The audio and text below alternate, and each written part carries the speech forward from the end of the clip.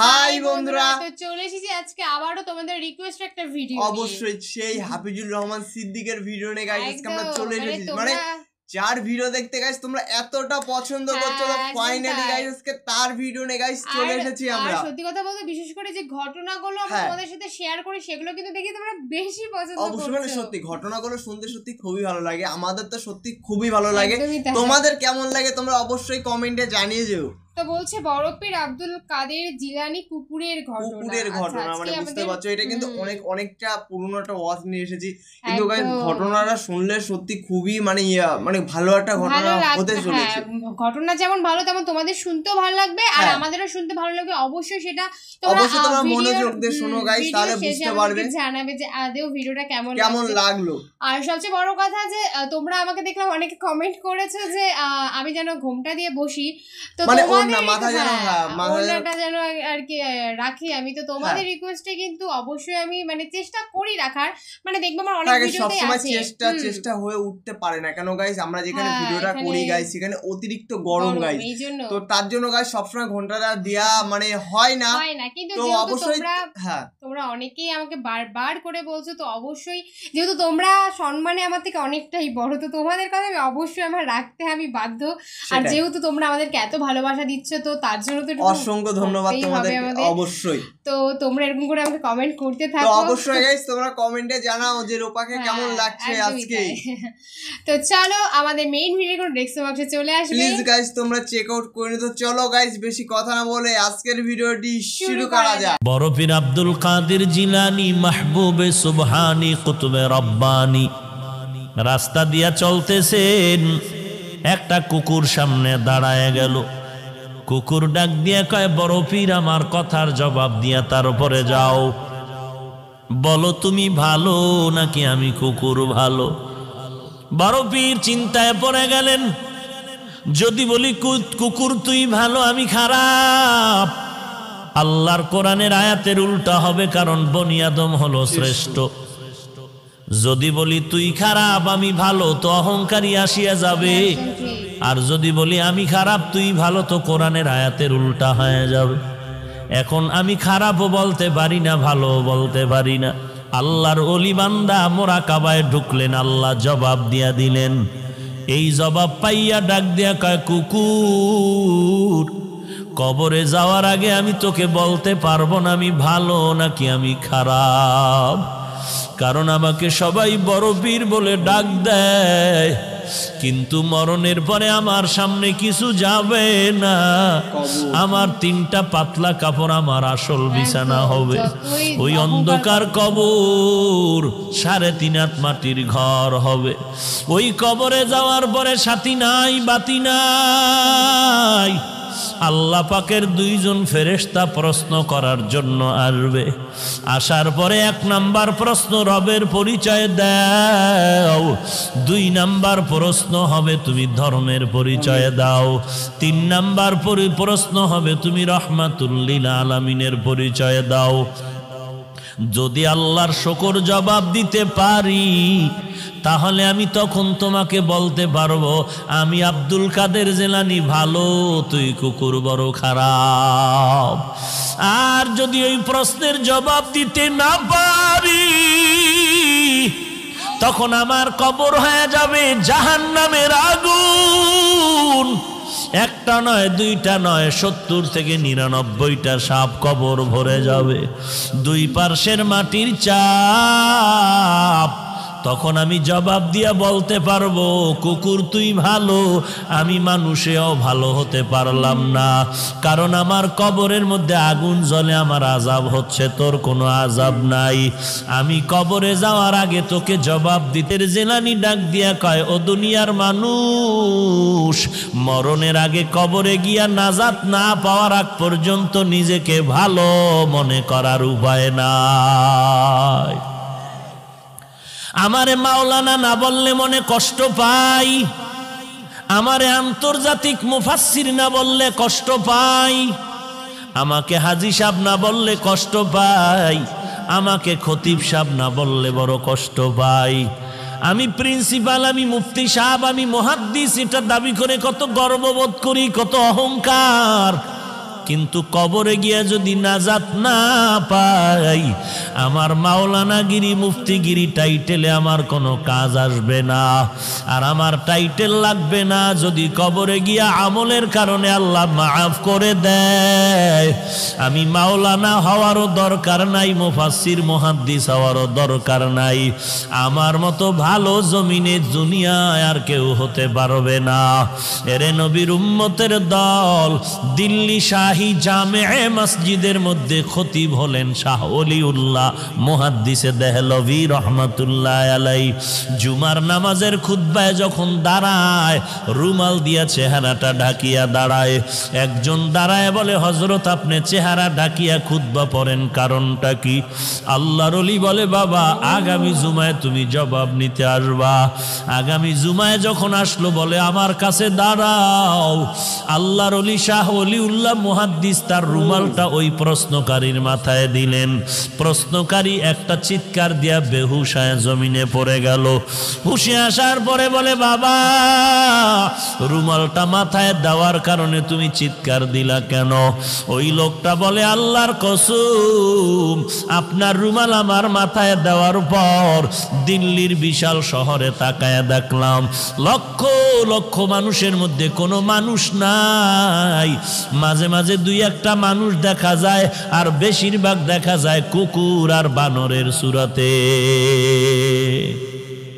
गर्व सूरत आदमी इंसाबुदे अहमदबू जहलो हामिक साबुदे आदमीरा आदमीयत लाजिमस्त औदेरा गर्बुना बाशुद ही जमास्त। গোটা দুনিয়াটা শাসন করেছেন দুইজন, শোষণ করেছে দুইজন। একজন শাসনকর্তা সুলাইমান পয়গম্বর, আর একজন শাসন করেছিলেন বাদশাহ যুলকারনাইন। ইন্তেকালের আগে বাদশাহ যুলকারনাইন বললেন, মরার পরে জানাজা পড়াইয়া কাফনের ভেতর থেকে হাত দুইটা বের করে এলাকায় ঘুরায় ঘুরায় কবরে নিয়ে যাওয়া।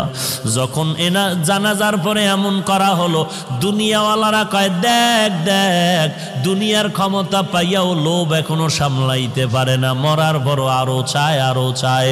ইমানওয়ালা কয়, না রে বেয়াকুফ, না না, বাদশাহ যুলকারনাইন গোটা মানুষের সবক দিয়া গেল। আমি দুনিয়ার পুরা ক্ষমতা পাইয়াও আজ খালি হাতে কবরে যাইতেছি। এরে নবীর উম্মতের দল, কিসের মাস্তানি আর কিসের বাহাদুরি করো? তোমার আপন ছেলে যার জন্য তোমার ঘাম নষ্ট করে কামাই রুজি করে বাড়ি গাড়ি করো, ওই ছেলেটা তোমার গুনার ভাগ নিবে না, ওই মেয়েটা তোমার গুনার ভাগ নিবে না, তোমার মা তোমার আপন গুনার ভাগ নিবে না। দুনিয়াতে যদি মামলায় পড়ে যাও, বিপদে পড়লে দেখছনি মা বাবায় বলে, এই সন্তান আমি চাই না। একটু বিপদে পড়লে মা সন্তানেরে ভুলিয়া যায়, আবার সন্তান মা বাবারে ভুলিয়া যায়, স্বার্থের ভরি টানে ভরিয়া। অতএব তুমি কার পিছনে দৌড়াও, সব বাদ দিয়া তুমি আমার মাওলার সাথে যোগাযোগ লাগায়া দাও। আল্লাহকে ডাক দিয়া বলো, হে মালিক, দুনিয়াতে এই 70 বছর 60 বছর 40 বছর হায়াতে আমার প্রত্যেকটা সেকেন্ড আমি আমার দুনিয়ার লাইনে ব্যয় করলাম, বন্ধুর লাইনে ব্যয় করলাম, আমার খেলার মাঠের বন্ধুর পিছনে আড্ডা দিয়া সময় নষ্ট করলাম, লেখাপড়ার মাঠে আমার ছাত্র ভাই বোনের পেছনে সময় দিলাম, কর্মজীবনে আবার আমি টাকার পেছনে সময় দিলাম। আজান কানে আসছে মসজিদে যাই নাই, আলেম ওলামার মাইকির বয়ান আসছে বয়ানে যাই নাই, আল্লাহওয়ালারা ডাকছে আসো, মুয়াজ্জিন ডাকছে আসো, যাই নাই। ও আল্লাহ, সব জিন্দেগি বরবাদ করে ফেললাম। চোখ দুইটা বন্ধ করে তাকায় দেখি আমার আমল নামায় ভালো একটা নেক আমল নাই। ওরে বান্দা, আল্লাহ যদি জিজ্ঞাসা করে এমন একটা ওসিলা পেশ করো। আয়ুব নবী এত বিছানায় অসুস্থ, সবাই পোকা পড়ার কারণে দুর্গন্ধে এলাকা ছাড়িয়া সবাই চলে যায়। আইয়ুব নবী এখন কাঁদতেছে, আল্লাহ সবাই আমারে ছাড়িয়া যায়, তুমি আমারে ছাড়িয়া দিও না রে আল্লাহ। এই কান্নার মধ্যে তাকায় দেখে অনেক বিবি তার ছিল, কয়েকজন বিবি আইসা বলে আমাদের তালাক দেন, আমরাও চলে যাব। আইয়ুব নবী কান্না করে বলে, বিবিরা যাও যাও, আমার জন্য আমার আল্লাহ হলেন যথেষ্ট। এইবার আইয়ুব নবী ভাঙ্গা দিল নিয়ে কান্না করে বলে, ও মালিক, আমার আদরের আপন বিবিরা পর্যন্ত আমাকে ছাড়িয়া সবাই চলিয়া যাইতেছে, তুমি আমাকে ফালাইয়া দিও না, মেহেরবানি করে তুমি আমাকে কবুল করিয়া নিও। হঠাৎ আইয়ুব নবী তাকায় দেখে পায়ের কিনারায় একমাত্র বিবি রহমা বয়া বয়া কান্না করে। আইয়ুব নবী ইশারা করে বলে, বিবি সবাই গেল, তুমি কেন যাও না?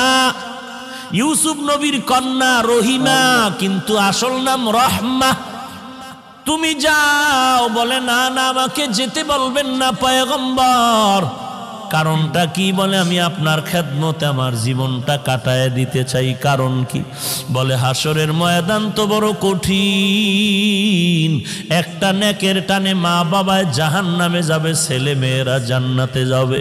একটা নেকের ব্যবধানে অনেক সময় ছাত্র জান্নাতে যাবে, ওস্তাদরা জাহান্নামে যাবে। একটা নেকের টানে বক্তা জাহান্নামে যাবে, শ্রোতারা জান্নাতে যাবে। একটা নেকের ব্যবধানে ইমাম সাহেব জাহান্নামে যাবে, মুক্তাদিরা জান্নাতে যাবে। একটা নেকের ব্যবধানে দেখা যাবে পীর সাহেব জাহান্নামে যায়, মুরিদেরা আমল করিয়া জান্নাতে যায়। এরে নবীর উম্মতের দল, রহমা নামের বিবি কান্না করে বলেন, ওই হাসরের ময়দান এমন একটা ভয়ঙ্কর ঘর, একটা জায়গা, সূর্য মাথার উপরে নেমে আসবে, সূর্যের তাপে জমিনটা তামা হয়ে যাবে। ওদিকে জাহান্নামের আওয়াজ, ওদিকে আমার আল্লাহ তাআলার কুদরতের আওয়াজ। ওয়ামতাজুল ইয়াউমা আইয়ুহাল মুজরিমুন, এরে গুনাহগারের দল, নেককারদের থেকে তোরা আলাদা হয়ে যা। জাহান্নাম চিৎকার দিয়ে বলবে, রে মালিক, গুনাহগারগুলো সব আমার পেটের মধ্যে দিয়া দাও রে আল্লাহ। সূর্যের তাপে মানুষের গুনাহগারের মাথার মগজগুলো টাস টাস করে ফেটে যাবে, পায়খানার রাস্তা দিয়া পেটের নারী বুড়িগুলো পড়িয়া যাইবে। এমন কান্নার আওয়াজ, জাহান্নামের আওয়াজে হাসরের ময়দানটা থরথর করে কাঁপা শুরু হয়ে যাবে। ওরে নবীরা পর্যন্ত কান্নার আওয়াজ, শুধুমাত্র তোমার আমার নবী সিজদায় পড়ে কাঁদবেন, আল্লাহ জাহান্নামে ফিরাও, আমার একটা উম্মত যেন জাহান্নামে না যায়। আমার একটা উম্মত জাহান্নামে গেলে আমি নবী জান্নাতে যাব না। আল্লাহ বলবেন, নবী আপনি কাঁদবেন না, আপনি চিনিয়া চিনিয়া বাছাই করে করে আপনার উম্মতের জান্নাতে নেওয়ার চেষ্টা করেন। এরে নবীর উম্মতের দল, আমার নবী উম্মতের কেমনে চিনবেন? আম্মা জান আয়েশা রাদিয়াল্লাহু আনহা বলেন, কোটি কোটি মানুষের মধ্যে উম্মতের চিনবেন কি করে? আল্লাহর নবী বলেন, হে আয়েশা, বড় গাভীর পাল, গরুর পাল, বকরির পাল, ওই বকরির পালের মধ্যে যদি কোনো বকরির কপালে চাঁদের সাদা চিহ্ন থাকে, এটা চিনা কেমন কঠিন? বলে, অনেক সহজ। বলে, হাসরের কোটি কোটি মানুষের মধ্যে আমার যারা আসল উম্মত, ওযু বানাইয়া 5 বেলার নামাজ পড়বে, আমি নবী তাকায় দেখব ওযুর অঙ্গগুলো তাদের নূরের আলোতে ঝলমল ঝলমল করতে থাকবে। আমি নবী বাছাই করে করে জান্নাতের ময়দানে নিয়ে যাব। রহিমা কান্না করে বলে, পয়গম্বর, হাসরের দিন যদি আল্লাহ আমি রহিমাকে ডাকিয়া বলে, এমন কোন আমল নিয়ে আসছো নাকি যাতে করে তোমাকে মাফ করে দিব? ওই দিন যদি আমার কোনো আমল না পাই, আমি আল্লাহর কাছে দাঁড়ায় বলবো, হে মালিক, আমি একজন তোমার আদরের নবীর স্ত্রী, তুমি আমাকে উসিলায় মাফ করে দাও।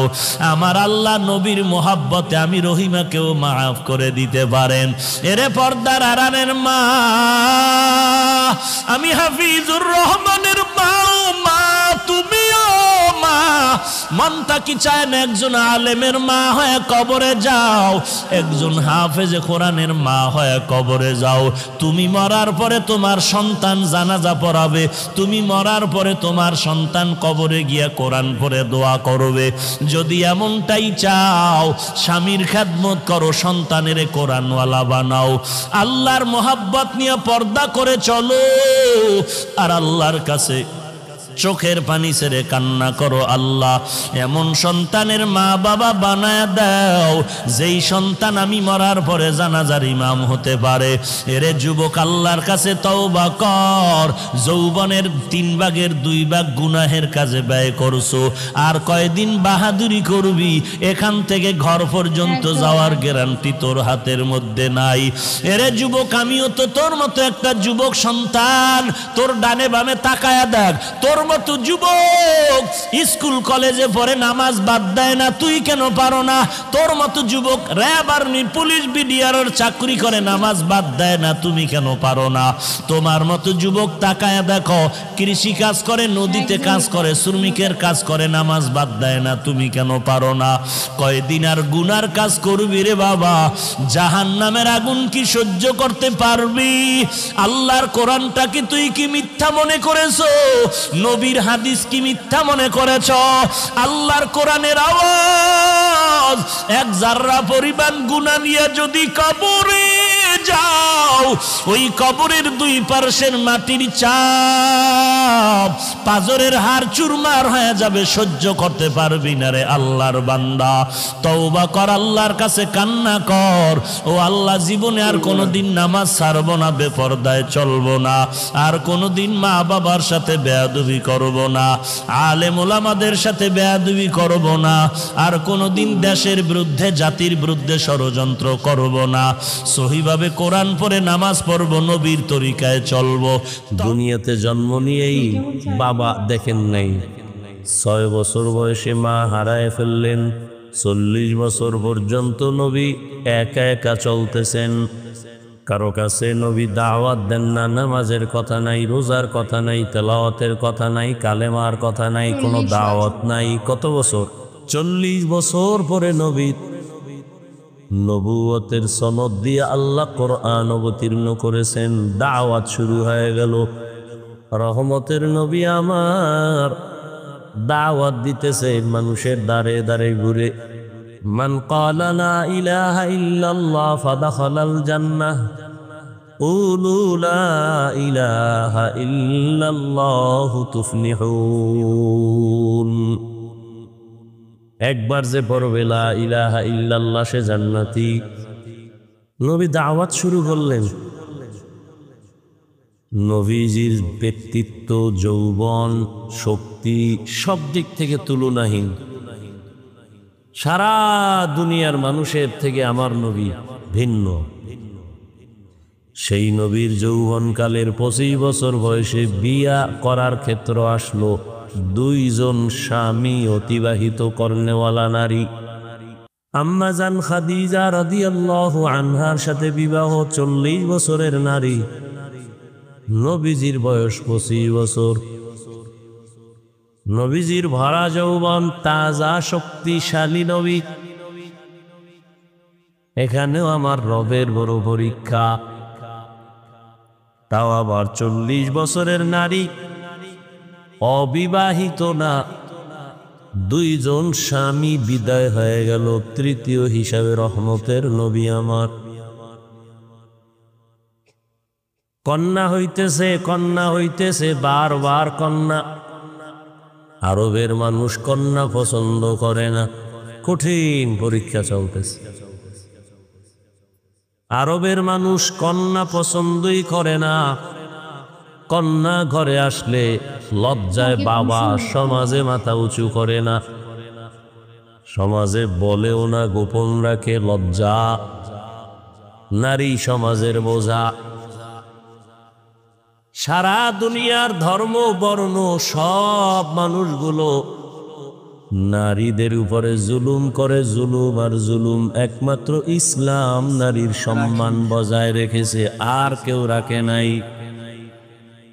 নারীর মর্যাদা ইসলাম দিয়েছে, আর কেউ দেয় নাই। এই কথাটা যারা বুঝে না তারা ইসলামের বিরুদ্ধে কথা বলে আর বলে ইসলাম নারীর অধিকার দেয় নাই, মর্যাদা দেয় নাই। যুক্তি পেশ করে বাপ মারা গেলে সন্তান যে সম্পদ পাবে তার অর্ধেক পাবে নারী, তো ইসলাম নারীকে ঠকাইল কেন? এই যে অর্ধেক দিয়েও নারীরে অনেক বেশি দিছে, ছেলের থেকেও বেশি, এটা বুঝার ক্ষমতা নারীর নাই। ছেলে যা পাবে তার অর্ধেক পাবে একটা মেয়ে, এই অর্ধেকও ছেলের ডবলের থেকে 1000 গুণ বেশি, এটা বুঝার ক্ষমতা। ছেলে শুধু বাবার থেকে পাইল, কিন্তু আর মরণ পর্যন্ত কারো থেকে পাবে না। আর মেয়েটা বাবার থেকে পাইল, বিবাহের সিঁড়ি পর্যন্ত উঠায় দেওয়ার দায়িত্ব বাবার। স্বামীর ঘরে যখন যাবেন মৃত্যু পর্যন্ত দায়িত্ব স্বামীর। স্ত্রীর কোনো কাজ নাই, কোনো কর্ম নাই, কষ্ট করতে পারবে না, শুধু ঘর সামলাবে। আর বাইরে কাজ করবে কখন? ঘর সামলাইতেই তো নারীর সময় থাকে না। রান্না বাড়া করা, ঘরের ভেতরটা ঠিক রাখা, সন্তান লালন পালন করা, এটা 1000 বার দিলেও স্বামী পারবে না, চাইলেও পারবে না, সম্ভব না। আল্লাহ বানানোর সময় সিস্টেম আলাদা করেই তো বানাইছে। দুনিয়ার চরিত্রহীন লম্পটেরা, এরা নারী আর পুরুষের সমান অধিকার দিতে চায়। আল্লাহকে আমি বানাইছি তো সমানভাবে বানাই নাই, তুই সমান করবি কেমনে? স্বামী যদি মরে যায়, সন্তান আল্লাহ দিছেন, সন্তান তার লালন পালন করবে মা হিসাবে। এখন এক বুদ্ধিমান পুরুষ বা বুদ্ধিমতী মহিলা প্রশ্ন করবে, হাফিজ ভাই ধন্যবাদ, কথা বুঝলাম, তবে এমন নারী যদি হয় স্বামী নাই, মা নাই, বাবা নাই, ছেলে মেয়ে কেউ নাই, উপায় কি? মদিনার আদালত বলে ওই মাকে কোনো কষ্ট দিবা না, ঘরের মধ্যে রাখিয়া আরামে খানা দেও, আরামে ঘুম পাড়াও। সরকারের দায়িত্ব মহিলাকে সম্মানের সাথে রাখতে হবে, কোনো কাজ করাইয়া কষ্ট দিতে পারবে না, নারীকে কোনো কষ্ট দিতে পারবে না। হ্যাঁ, মুসিবতের জন্য আল্লাহ দুনিয়া দিছেন, এটা পরীক্ষার হল। পরীক্ষার হলে যখন পরীক্ষার্থীরা ঢুকে, সময় 3 ঘন্টা, প্রশ্নের উত্তর যে ভালো লাগবে তাকেও যেমন সময় 3 ঘন্টা, যে উল্টা পাল্টা লাগবে তার সময় কয় ঘন্টা। ম্যাজিস্ট্রেট গার্ড ঘুরতেছে, দেখে পরীক্ষা ঠিক মতো হলে চলতেছিনি। এক ছেলে জনমের মতো লেখতেছে, পেপার শেষ, লুজ নিতেছে, আর একটাই বয়ে বয়ে কলম কামড়ায় আর ঘুমায়। যে দ্রুত লেখে তাকে বাহ দেয় না, যে শুধু বসে আছে তাকে কিছু বলে না, তুই লেখো না কেন, থাপ্পড়ও দেয় না। কারণ পরীক্ষার হল, এখানে বাধা দেওয়া যাবে না, উৎসাহ দেওয়া যাবে না, কারণ প্রতিযোগিতা চলতেছে। ফলাফলের বেলায় বের হবে কে পুরস্কার পাবে, কে তিরস্কার পাবে। দুনিয়াটা পরীক্ষার হল, এখানে কে আল্লাহর হুকুম মতো চলবে, কে চলবে না, স্বাধীনতা দিছেন, বাধাও দিবে না। তুমি দাড়ি কাটো, আল্লাহ নিষেধ করবে না, নামাজ পড়ো, আল্লাহ নিষেধ করবে না। তুমি যদি বেপর্দায় চলো, আল্লাহ তোমাকে দৈরেই মাইরে ফেলাইবে না। তুমি যদি পর্দা করো, তোমাকে আরশে আজিমে নিয়ে যাবেন না। পরীক্ষা চলতেছে, প্রতিযোগিতা চলতেছে, আগাইতে থাকো, ফলাফল হবে হাসরের দিন। হ্যাঁ, তবে দুনিয়ায় ধৈর্য ফলাইবেন কোন সময়? কয় ম্যাজিস্ট্রেট পরীক্ষার হলে যখন চলে, ছেলে মেয়েরা লেখুক বা না লেখুক, নীরবে চুপচাপ, কোনো আওয়াজ নাই, কিন্তু হঠাৎ ম্যাজিস্ট্রেট নজর করছে, একটা পরীক্ষার্থী জুতার ভিতরে দিয়া নকল বের করছে, নকল। এবার কয় ব্যাট নিয়ে আসো, শিকল নিয়ে আসো, পুলিশের গ্রেফতার করো, একে আউট করে দাও, পরীক্ষার হল থেকে বের করো, ইজ্জতের গলায় আগুন লাগায় দাও। বুঝেননি কথা? পরীক্ষার হল মুমিনের, তুমি নামাজ পড়ো না, আল্লাহ তোমাকে জাগাত ধরবেন না। হ্যাঁ, সীমা লঙ্ঘন যদি করো মরার আগেই ধরা। অন্যায় করবে একটা সীমানা তো দেওয়া আছে, সীমা পারায় গেলে মরার আগেই ধরা। দলিল قال رسول الله صلى الله عليه وآله وسلم اثنان يعجلهما الله في الدنيا البغي وعقوق الوالدين। দুইটা অন্যায় আছে, করলেই শাস্তি দুনিয়ায় মরার আগে। এক নম্বর অন্যায় হলো জুলুম, দুই নম্বর অন্যায় মা বাবার সাথে বেয়াদবি। জমিনে যারা জুলুম করবা শাস্তি হবে মরণের আগে। রসুলের সহিহ হাদিস। রহমতের নবীর চেহারা একবার দেখলে যার 7 দিনের ক্ষুধা থাকে না, যেই রহমতের নবীর চেহারা দিয়ে নজর দিলে জাহান্নামের আগুন হারাম। কেমন মায়ার নবী আমার,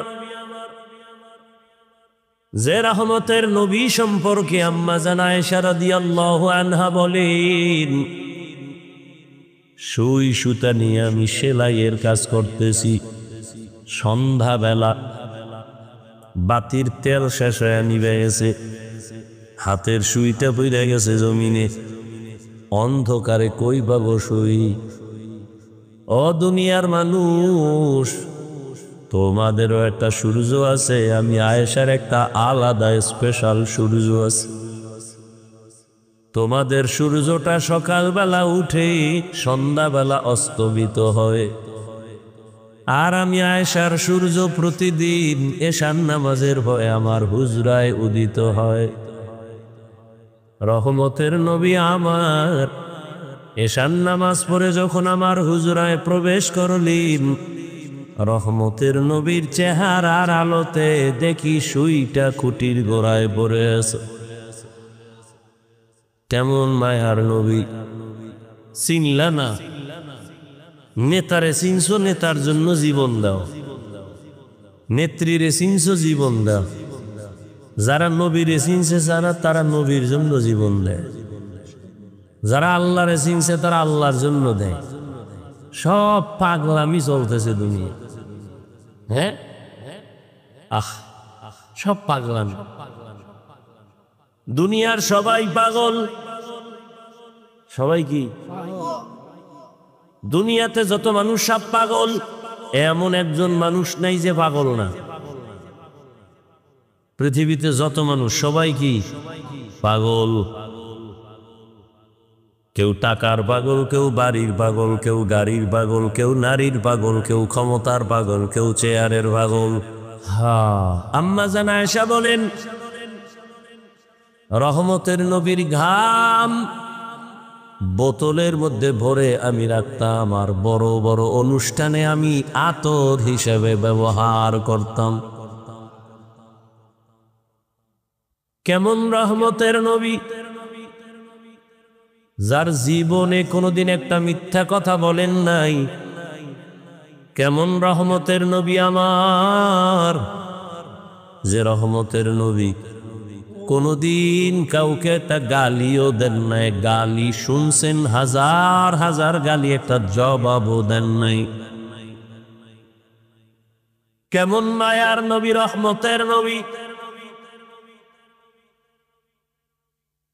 নবীজি কোনদিন জীবনেও চোখ গরম করে কারো দিকে তাকান নাই। নবী কোনদিন চক্ষু দুটো গরম ভাবে করে কারো দিকে তাকান নাই, কারণ নবী তো হালকা গরম দৃষ্টি দিয়ে তাকাইলে যার দিকে তাকাইব সেকেন্ডের মধ্যে পুড়িয়া যাবে, ও ছাই হয়ে যাবে জাগাত। এটা বুঝারও তো মেধা নাই, এ কথাটা বুঝারও মানুষ নেই। নবী যদি গরম মেজাজে তাকায় জাকাত পুড়িয়ে যাও।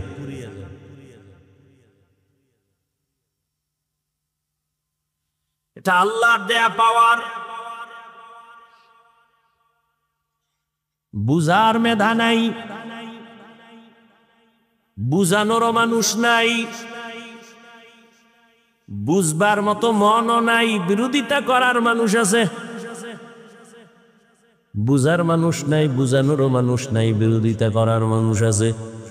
এত সুন্দর নবী, এত মায়ার নবী, এত সত্য নবী, এত দয়ার নবী, সেই নবীকে একবার দেখলে জাহান্নাম হারাম, কিন্তু 13 বছর পর্যন্ত ওই রহমতের নবীকে কাছে বসে দেখছি, বয়ানও শুনছে, কিন্তু একবারের জন্য কালেমা পড়ে নাই। কত বড় নিকৃষ্ট বেঈমান! 13 বছর দেখছে, বয়ানও শুনছে। রাতের বেলা সবাই যখন ঘুমায়, ওই নিকৃষ্ট বেঈমান একা একা চুপি চুপি রহমতের নবীর ঘরের কিনারায় গিয়া দাঁড়ায় দাঁড়ায় রহমতের নবীর জবানের তেলাওয়াত শুনে। একদিন তার দলের একজন দেইখা ভালাইছে, চেয়ারম্যান সাহেব আপনি কই গেছেন? কয় মোহাম্মদের ঘরের পাশে। তুই দেখছুনি? কাহা কইস না। কেন গেলেন? সারাদিন যেই মোহাম্মদের গালি দেন, গেলেন কেন? মোহাম্মদের যত গালি দেই তার জবানের আওয়াজে এত মজা, জমিনে আর কোনো মজা আর কোনো আওয়াজে নাই।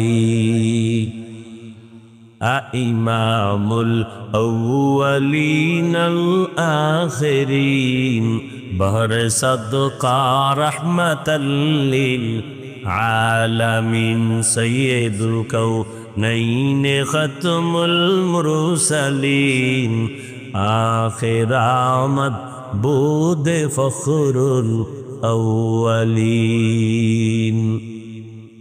এত বড় নামি দামি বেঈমানদার নাম জানেননি? গর্ব সুরত আদমি ইনসাবুদে আহমদ বু জাহলো হামেক সাবুদে। 13টা বছর নবীরে দেখার পরও কালেমা পড়ে না বেঈমান আবু জাহাল। অন্যদিকে 27 বছরের একটা যুবক, কয় বছর?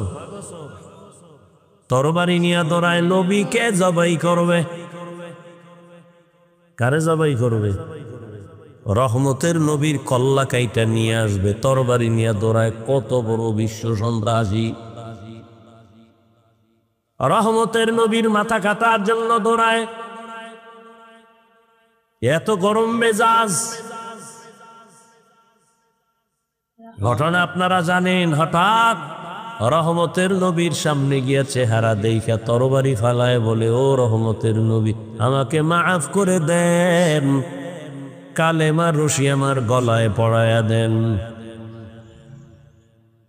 13 বছর দেখে কালেমা পড়ে না, আর জবাই করনেওয়ালা কালেমাওয়ালা হয়ে গেছে। এর নাম কপাল। এর নাম কি? এই কপালওয়ালা কে? কে? মান ইয়াহদিল্লাহু ফাহুয়াল মুহতাদ ওয়া মান ইউদ্লিল ফালান তাজিদা লাহু ওয়ালিয়াম মুরশিদা। আল্লাহ যাকে কবুল করবেন সে হেদায়াত পাবে, আর যার কপাল পুড়ে যাবে সে হেদায়াত পাবে না, পাওয়ার মতো কোনো মুর্শিদও পাবে না। মুর্শিদ মানে পথ দেখানোওয়ালা, পথ প্রদর্শক। এর নাম কপাল। এলাকায় বহুদিন ধরে বয়ানের প্রচারণা চলতেছিল, অনেকে আসতে চাইছিল, পারে নাই। কপাল। আর একদল বাড়ির থেকে বইলে আসছে, 10 কাউনি এলাকায় ওয়াজ হইতেছে, যাই। বেহেশতের প্যান্ডেলে না ঢুইকে সে দোকানপাটে আড্ডা দেয়, গল্প করে, তাজা তাজা কবিরা গুনাহ করে। কপাল। বুঝেননি? আর একদল প্যান্ডেলে ঢুকছে ঠিক, কিন্তু এই বান্দার কপালটাও সুবিধা না, কারণ গজবের মোবাইল সামনে নিয়া কলবের দরজা বন্ধ করে রাখছে। কপাল। যারা মোবাইল নিয়ে ব্যস্ত ওই প্যান্ডেলে বসিয়া, ওদের কলবে বয়ান ঢুকবে না, ঢুকবে না, ঢুকবে না, মোটেও ঢুকবে না। তুমি ঠিকের, আমি বইয়ের তোমার ঠিকের অপেক্ষায়। ওর কলবে বয়ান ঢুকবে না। এই জন্য দেখেন না, মুনাজাত তো সবাই ধরে, সবাই তো আর কাঁদে না। কাঁদে মকবুল হ্যায় শাজ হ্যায় কাবিল তু বহুত হ্যায়, मकबूल है शाज है काबिल तू बहुत है, आए ना के मानिंदे तू नहीं दिल तू बहुत है, आए ना के मानिंदे तू नहीं दिल तू बहुत है। সবার ভিতরে তো একটা কলব আছে নি, আয়নার মতো পরিষ্কার কলব আছে কতজনার। সারা রাত দরজা বন্ধ করে জেনা জেনা, মোবাইলের জেনা, মায়ও এক রুমে বাবা এক রুমে মোবাইলের জেনা, মাইয়া এক রুমে মোবাইলের জেনা, ছেলে আর এক রুমে রাতের বেলা সারা রাত মোবাইল দিয়া জেনা, চোখের জেনা, কানের জেনা, হাতের জেনা, অন্তরের জেনা, জবানের জেনা মোবাইলে। ফজর নাই, নামাজ নাই, যৌবন নাই, মা বাবার সাথে ভালো আচরণ নাই, শিক্ষকের সাথে বেয়াদবি, আলেমের সাথে বেয়াদবি, মুরব্বীদের সাথে বেয়াদবি। বাঁচতেছ অনেক দিন, কিন্তু অস্ত্র লয়ে ঘুরতেছ, দ্রুত মরার অস্ত্র, তোরা দ্রুত পঙ্গু বানায় ফেলবে। বিয়ে টিয়া করিস না বলো, কারণ বউয়ের হক আদায় করতে পারবি না হারবাল ছাড়া। আর বিয়া কইরা যদি বউর হক আদায় না করতে পারতো, আর এক বিপদ না কান্দে লইলি। দরকার কি? রসুল তো আর একটা ঔষধ দিছে, বিয়া করার সময় যদি সামর্থ্য না তাকে রোজা রাখ। কিন্তু নিমখারাম বেঈমান কিছু মুনাফিকরা কয় রোজা রাখলে রোগ বাড়ে, অথচ রসুলের কথা এবং সমস্ত চিকিৎসা বিজ্ঞানীদের ফাইনাল কথা, মানুষের সুস্থতা সব রোজা। তুমি ডায়েট করো, ডায়েট। সমস্ত দুনিয়ার ডাক্তারেরা খালি ডায়েটের ঔষধ দেয়, কম খা কম খা কম খা। সকালে টোস্ট রং চা, দুপুরে হালকা পাতলা কিছু খাবি, রাত্রে না খাইয়ে হইয়া থাকবি। এই ডায়েট করো। সব ডায়েটের চেয়ে আমার রসুলের দেওয়া ডায়েট তো সে ১৫০০ বছর আগের ঔষধ। রোজার আট, এর থেকে বড় ডায়েট আর কিচ্ছু নাই।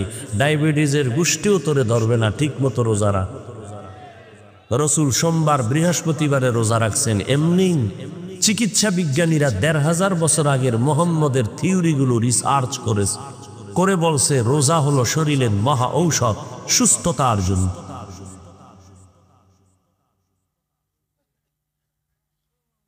বউয়ের হক আদায় না করতে পারলে বিয়ে করো কেন? তা তো আর এক বিপদ কান্দে নিলা, নিজের জবাব দিয়েই পারবা না, আবার স্ত্রীর বিপদের জবাব কেমনে দিবা? সন্তানের হক আদায় করতে না পারলে সন্তান নিবা কেন? আর এক সোরায় বইয়ে বইয়ে পান খায় আর বিড়ি টানে। আমি এখন বিয়ে করে বউ হক, আমার তো ৩টা। আমি তো সিঙ্গেল মানুষ না, আমি তো সিঙ্গেলের ডবল। এক বউয়ের হক আদায় করতে পারো না রে বাবা, তুমি 2 বউ নেও কেন? হুশ নাই, মাস্তানি চলবে না। দুনিয়াতে জাহান্নাম দেখতে চাইলে একাধিক বিয়ে করো।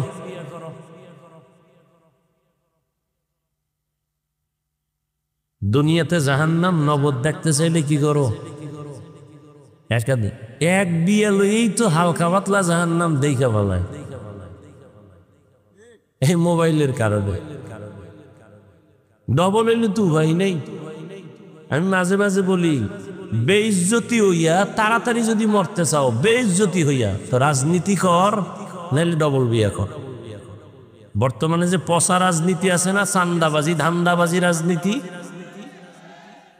সব হলো চান্দাবাজ আর ধান্দাবাজ।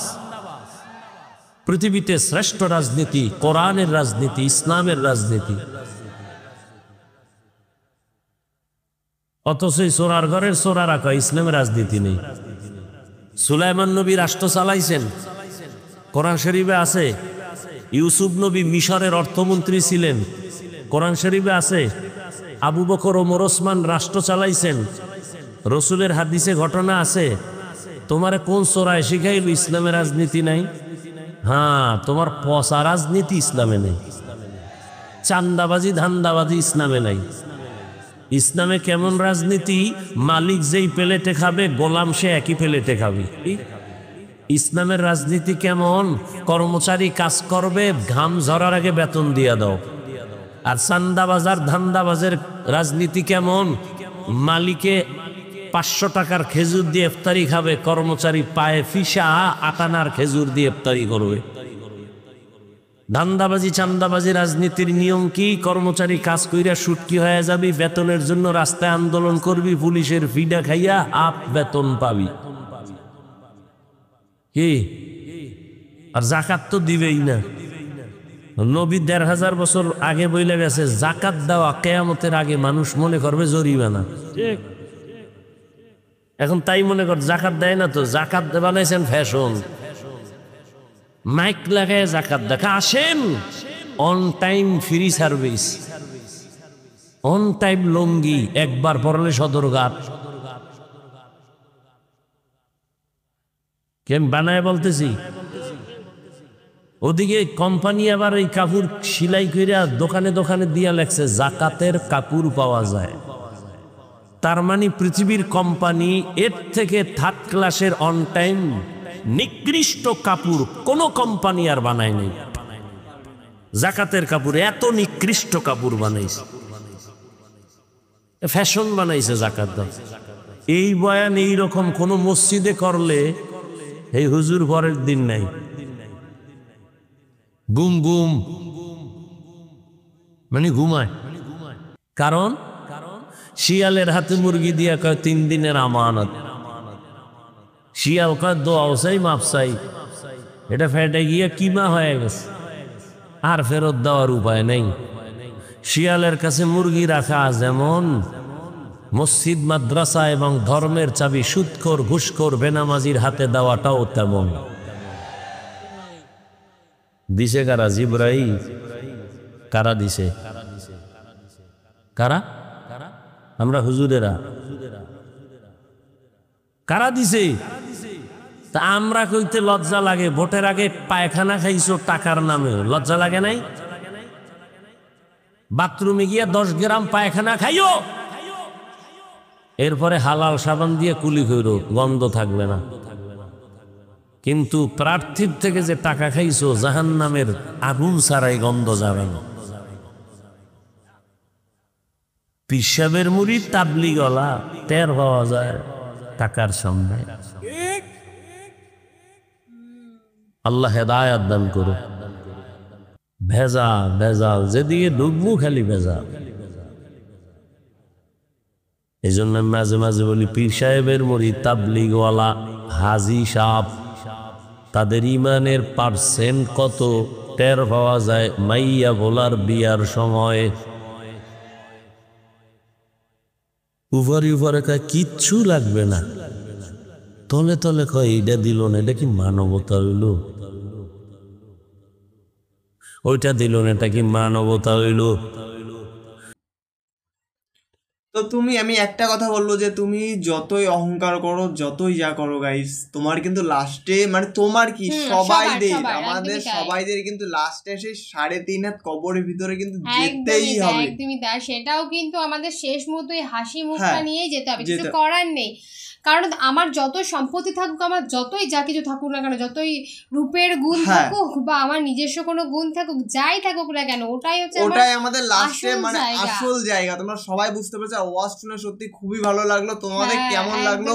মানে হ্যাঁ, এখানে একটা কথা বলছি, এখানে 2টো ওয়াজ ছিল। যে প্রথম ওয়াজটা ভালো ছিল, মানে তোমরা যদি প্রথম ওয়াজটা যদি শুনতে চাও তো অবশ্যই কমেন্ট করো, মানে কমেন্টে বলে যাও। আমরা প্রথম ওয়াজটি ফুল ভিডিও নিয়ে গাইস, এখানে পুরো দুটো আলাদা আলাদা করে দিয়েছিল, আমরাও প্রথমে বুঝতে পারিনি, তো লাস্টে ভিডিওটি দেখার পরে আমরা বুঝতে পারলাম। কিন্তু এখানে কিন্তু মানে মেয়েদেরকে নিয়ে এমন একটা কথা বলেছে যে এটা কিন্তু মানে এই যুগে দাঁড়িয়ে আমি খুব একটা কিন্তু কাউকে দেখি না যে কারো বাড়িতে বা কোনো জায়গায় এরকম হয় যে আগে এমন হতো, মেয়ে হলেই বলতো যে ও মানে লজ্জা পেত বাড়ির লোক যে বলবো না কাউকে যে মেয়ে হয়েছে, মানে ভীষণই আর কি লজ্জাটা ব্যাপার ছিল।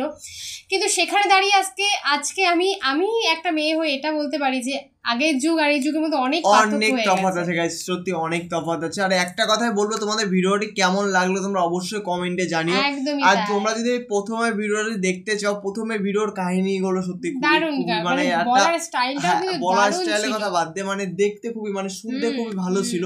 তো তোমরা যদি দেখতে চাও অবশ্যই কমেন্ট করো, আমরা দ্বিতীয় পার্টটা অবশ্যই নিয়ে তোমাদের সাথে চলে আসবো। তোমাদের কেমন লাগলো সেটা অবশ্যই জানাও। আর নেক্সট তোমরা কোন হুজুরের ভিডিও চাচ্ছ, কি ওয়াজ চাচ্ছ সেটা অবশ্যই তোমরা কমেন্টে জানিও, আমরা সেই ওয়াজ নিয়ে গাইস তোমাদের সাথে চলে আসবো।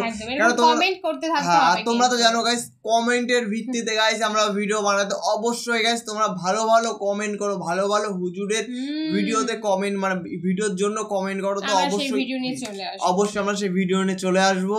তো চলো গাইস, নতুন কোনো ধামাকাদার ভিডিওতে তোমাদের সাথে আবার দেখা হবে। আজকের মতন এইখানেই, টাটা।